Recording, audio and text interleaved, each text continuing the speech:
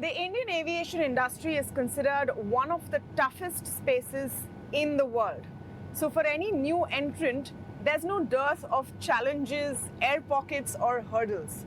We're speaking today with the newest kid on the block, Akasa Air. I'm in their aircraft and with their top team to find out that 5 months down the line, is it smooth sailing or how is it looking? Are there headwinds up there or tailwinds? Thank you so much, Vinay Dube. Pleasure, Tamanna. And Belson Coutinho with us, of course, CEO, CMO of the team, all of them speaking with us today. What a ride it has been. 5 months, Vinay, and a tough time. Of course, domestic traffic coming back, that way it's good. But right at the inception, the airline loses its co-promoter. There's a big loss to the family. And you're also in a very tough space. What has this 5 months been like? It's been a roller coaster of emotions. I mean, clearly you touched upon Mr. Jhunjhunwala. Yes. And his very sad and untimely demise. I mean, that affects us personally. But thanks to him, we're well set up. Thanks to him, we're well capitalized. We've got a good start and a good base. And the best thing that we can do to honor his memory is really to run a good and world-class airline, which is what we have endeavored to do in these last few months. And that's where the roller coaster of emotions gets us to a high. It's been really absolutely amazing, not just for us, but for the entire 1,300 plus employee base of Akasa. We are the newest, freshest airline in India. We'll be serving close to 500,000 passengers now. Many satisfied customers, satisfied employees, and it's been a real high. Challenges aside, it's been absolutely amazing.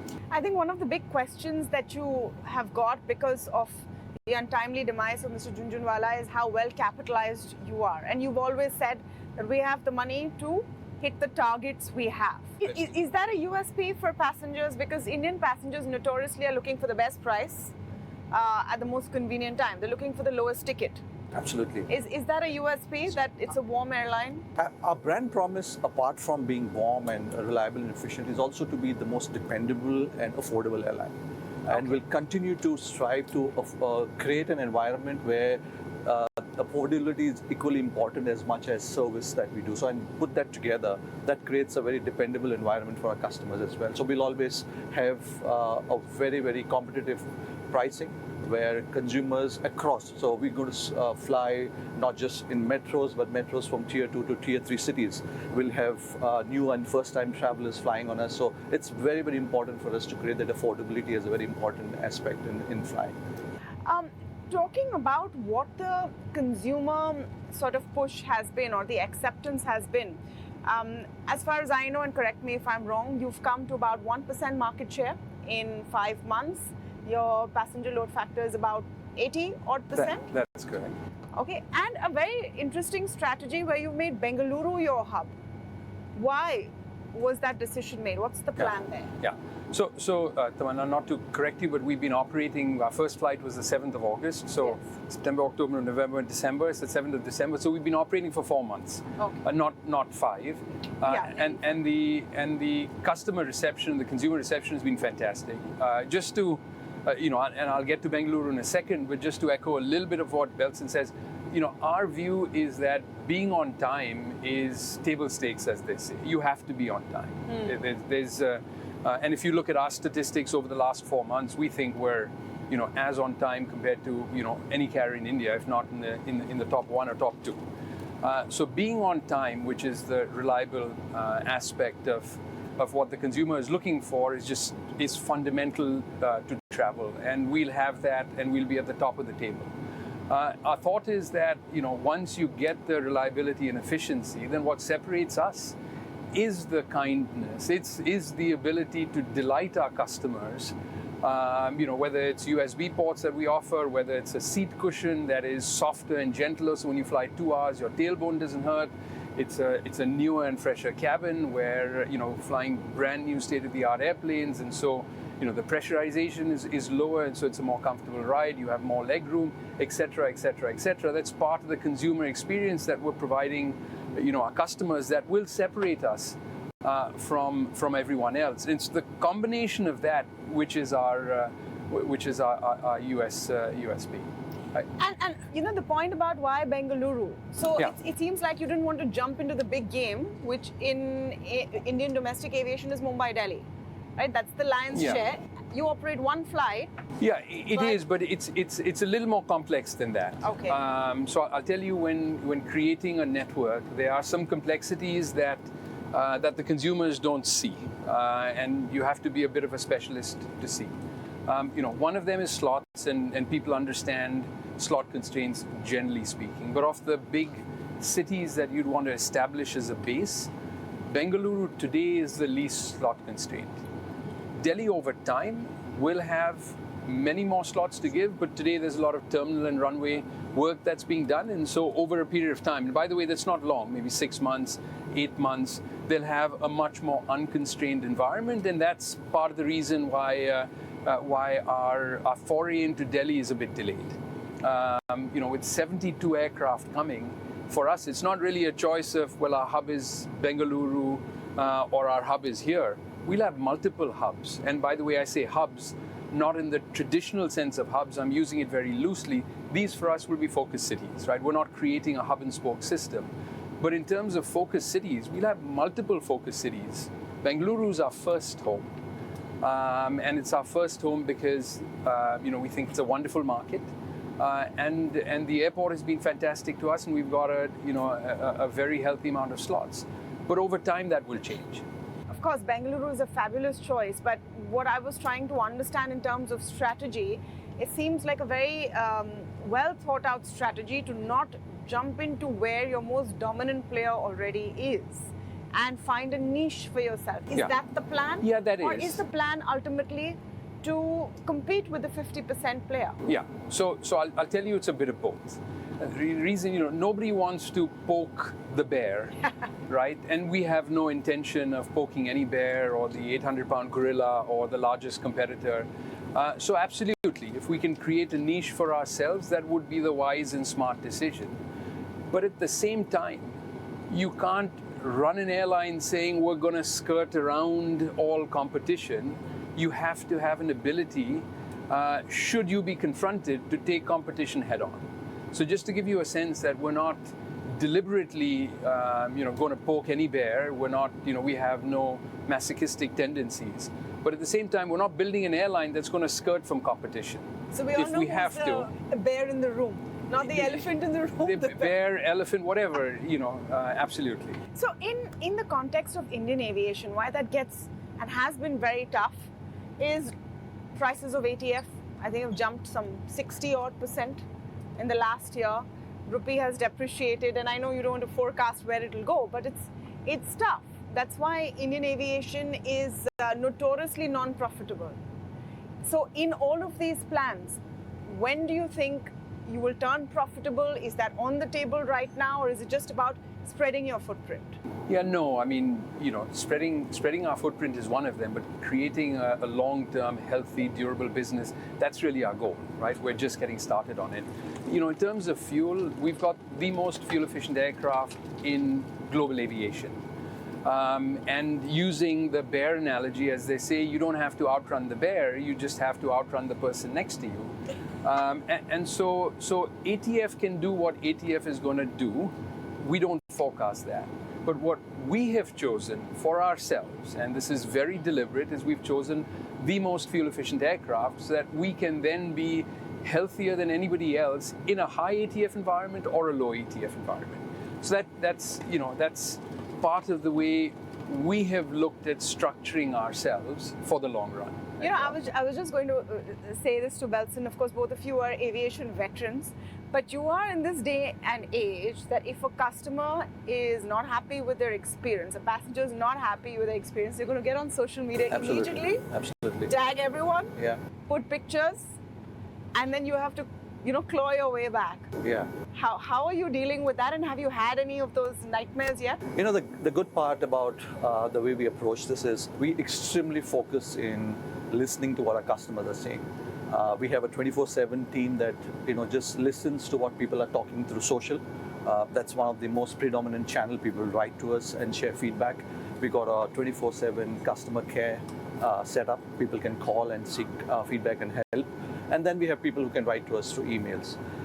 There's not a single day where we don't look at data, not just from a feedback or a complaint or an appreciation that comes in, but the trends that are coming through, right? And we make sure that every customer feedback is responded to. What's the number one grouse?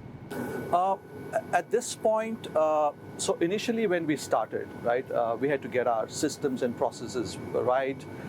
We had new staff that came on board. Everybody was, getting settled with the system usage and how to service customers. So initially, our staff were, getting used to handling a new set of customer processes, new sort of service standards. Those were sort of teething sort of issues that we saw in initial stages. But those were not really complaints, but to see that the staff had to get used to the service standards that we set in. We've settled down very well. In fact, as we started observing that, we realized that we can add some more standards in our training processes, which we did instantly. So it's all about learning as we move forward, listening to the feedback and start taking sort of course corrections if we may. We are at the early stage, 4 months into the business. There's lots of learnings, absolutely. Can we get better in some areas? Absolutely, and that's a focus for us. So the feedback that we do, in fact, some of us consciously take flights. When customers write to us, there are lots of compliments. I make it a point to call out and ask, tell me what could have been better, right? Because our focus is to see where can we improve ourselves. So you'll get feedback as it comes through. It's a new airline, but I think we've settled quite well. Our teams are just so energized to deliver the service that we've committed.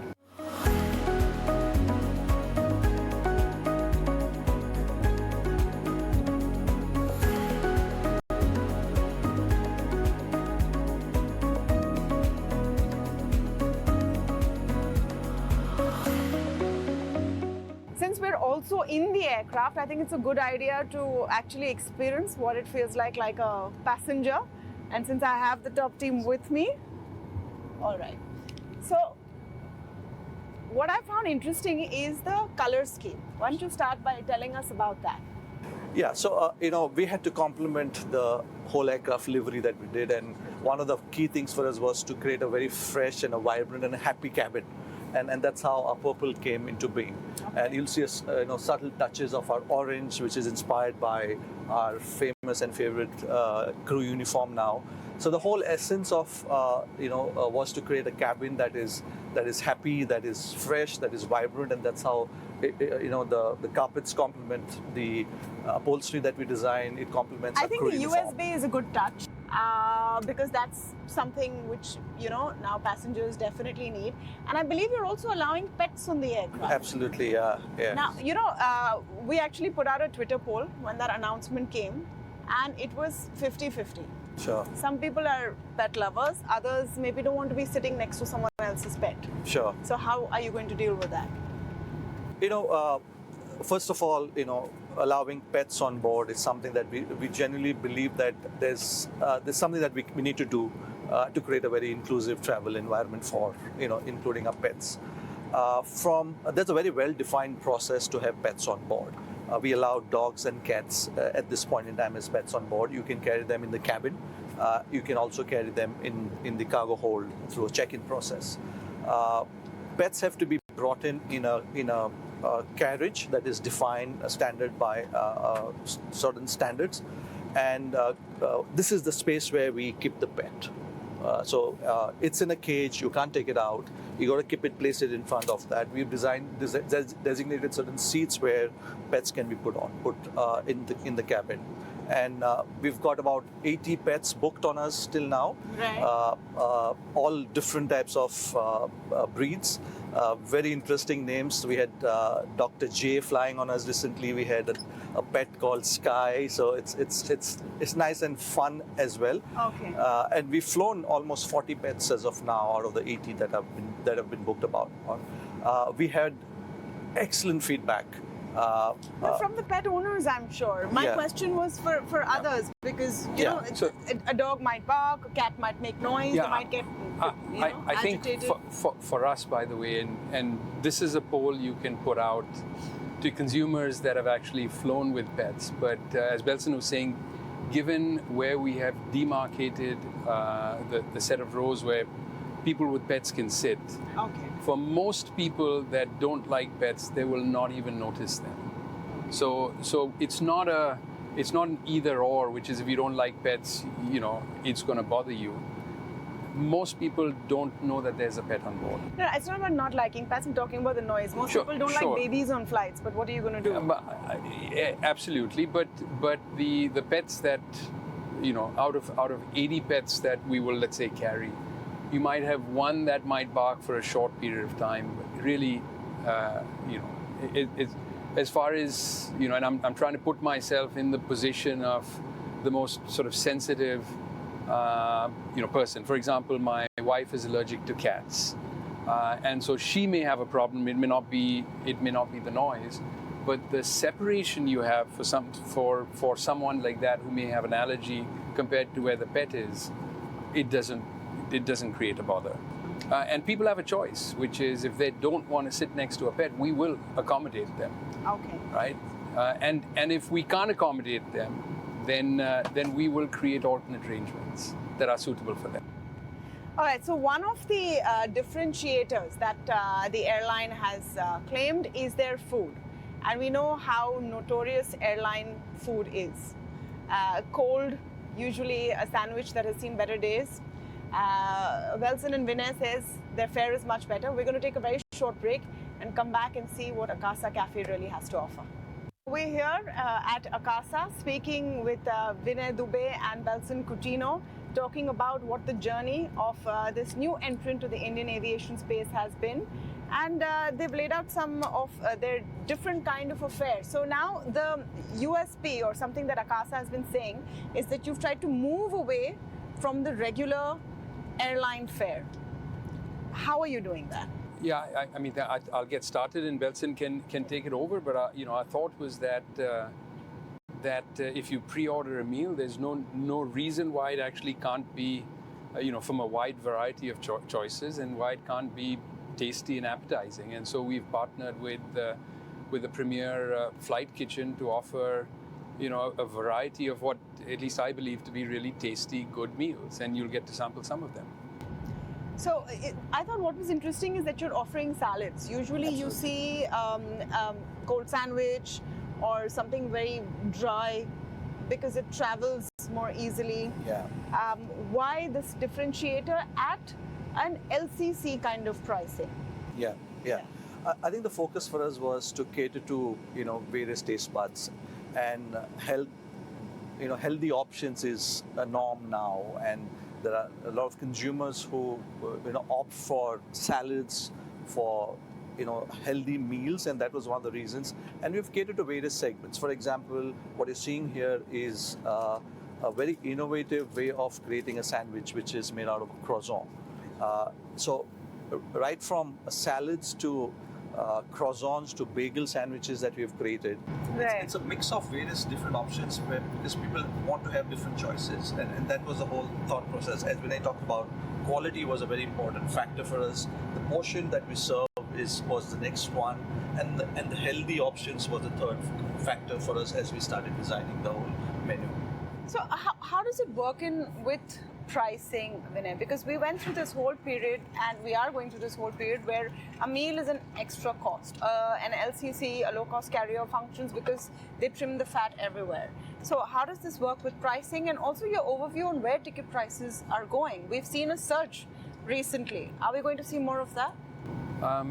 So that last question I won't answer. Like I said, these are things that are very difficult to predict. But in terms of meals, whoever wants a meal pays for a meal, and it's and the choice is theirs. They can get a salad and pay X. They can get a tin of popcorn and pay Y. They can get a cup of coffee or tea or a juice, and so it's up to them what they choose. There was a phase in the industry where there was cutthroat competitive pricing, and I think you've seen that firsthand. That's what sunk some airlines. Do you think that that's behind the industry now, or is another bout coming? Yeah, so look, I don't, the first statement that you had made, the conclusion of the first statement was that sunk many airlines is not a statement I agree with. Okay. Because in my view, that's very simplistic. Airlines can have differentiated pricing if they have a differentiated product, but the differentiation on their pricing has to be commensurate with the underlying differentiated cost structure. So some airlines can command a 10% higher price because maybe they offer something to the consumer that's 10% better. But if those same airlines have a 30% higher cost, they're going to go out of business. So it's not just price alone. I mean, and again, I would invite you to look at what's happening in, more mature aviation markets like the US and like Europe, where you have differentiated pricing and you have differentiated cost structures. But there was a decade between 2010 and, 2019, where US carriers made money hand over fist. In a mature aviation environment with differentiated cost structures, but that's because the differentiated pricing was in line with the differentiated cost structures. And so airlines go out of business when they can get away by charging 10% more, but their costs are 40% higher. So when is Akasa going to be, in your estimate, in the black? Or are you already? That's tough because there's in the black as far as P&L is concerned, and there's in the black as far as cash flow is concerned. And in aviation, these are incongruous. They don't have to happen at the same time. So we're not going to give away our trade secrets. This is something that we guard very, very closely, and not going to make public predictions, given that we're a private company and can get away with holding these close to our chest. But I will say there's nothing to worry about. The way we've structured the company, the focus we have on our cost structure, the fact that we're well capitalized. You're saying you can be profitable. Let me just rephrase that. You're saying you can be profitable in this market? In the Indian market? Yes. Absolutely. I mean, why? Look, none of us, neither Belson or I, our other co-founders, are sort of serial entrepreneurs that say we have to start an airline. I mean, absolutely not. We're career professionals. We only start the airline if we think we're going to be around long term, and if we have confidence that we can create a long-term business. Otherwise, why do you want the hassle of starting something if you think you're going to be bankrupt 3 years or 5 years or 10 years from now? So when you ask the question, do you think we can be around? 100%. Otherwise, we wouldn't have started Akasa. What is the timeline to start international routes? The regulatory parameters, you have to have 20 aircraft at least. That's correct. Do you have a timeline in mind? Yeah, it's the end of, it's the second half of 2023. Okay. So our 20th aircraft will deliver, by April of next year. It will take us a little while after that to make plans and preparations and get our 21st aircraft. And so we've said, towards the end of 2023, we intend on flying internationally. And you mentioned that you're private, so you don't have to answer those tricky questions. Any plans to change that and go public? You can ask us as many tricky questions as you want, and we'll tell you when we want to pull out the private card, but please ask all your tricky questions. To go public, that's the intention. And so, that's definitely part of the plan. But the timing is not something that we can, articulate at this point. It's a few years down the road, is all I can say. We have to build a track record before it makes sense for us to go public, and that's going to take a little while. All right. So it's an exciting journey to watch out for. I think we've seen phase 1, a new fledgling airline in a very exciting and challenging aviation market.